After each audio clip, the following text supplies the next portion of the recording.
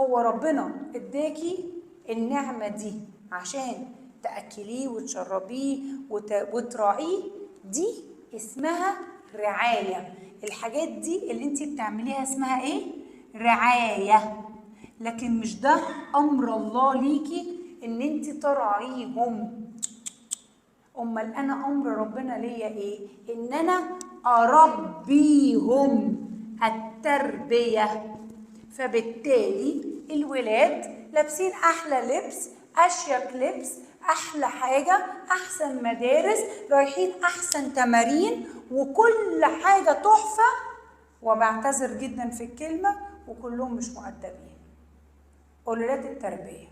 ليه؟ ما انا ضيعت طاقتي كلها طبيخ وغسيل ومكوى ونظافة وحاجات، واشتغل سواقة ورايحة وجاية. دي مش مهامك، دي اصلا مش مهامك. مين قالك ان انت لازم تبقي strong independent woman؟ مين طلب منك الكلام ده؟ مين قال لازم انا اللي اسوق ولازم يبقى عندي عربيتي؟ البسي. مش سوقتي وعايزه تسوقي؟ البسي. قلبتي سواقه عايزه تعملي فيها 100 راجل؟ الرجاله بقت قاعده دلوقتي طول النهار في الكافيهات يشربوا شيشه، يتفرجوا على الماتشات، والماميز اللي عامله زي النحله الدايخه حوالين ولادها طول النهار توصل في دروس وفي تمارين. لو ان دي المفروض شغلانه مين؟ راجل، مش شغلانه ست. بس احنا البرايورتيز عندنا اتغيرت، ونسينا دورنا الرئيسي اللي هنعاقب ونحاسب عليه امام الله يوم القيامه، هي تربيه ولادنا. التربيه اربيهم ازاي؟ نمبر 1، ربيتي في ولادك العقيده. هل عرفتي ولادك مين هو الله؟ عرفتيهم اسماء الله وصفاته؟ بلاش انتي تجهلي ذلك وانتي مش عارفه ده، روحي تعلميه وعلميهم. ده دورك ان انا اتعلم.